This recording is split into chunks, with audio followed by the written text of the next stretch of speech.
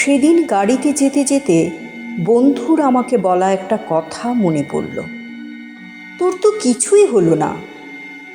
আসলে আমি বলতে পারিনি কোন গাড়ির নম্বর প্লেট সাদা রঙের, কোন গাড়ির হলুদ রঙের হয়। কথাটা অবশ্য 40 বছর আগের। কালিন্দির মোড় বেরোতেই হঠাৎ ড্রাইভার ডান দিকের একটা রাস্তা দেখিয়ে বলল, স্যার, ওই দিকে মন্ত্রীর বাড়ি। ড্রাইভারের এই সামান্য কথাটায় 40 বছর আগের বন্ধুর দেয়া ধাক্কাটা ফিরে এলো। আমার বাড়ি চেনা দূরে থাক, আমাকেই তো কেউ চেনে না।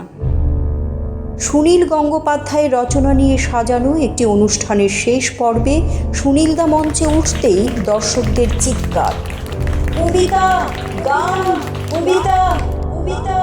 আমি বলেছিলাম, সুনীলদা যা ইচ্ছে তাই করবেন।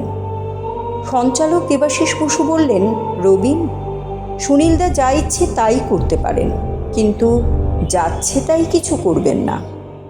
আমরা সেই সন্ধ্যায় শুনেছিলাম দুটো লোকগীতি।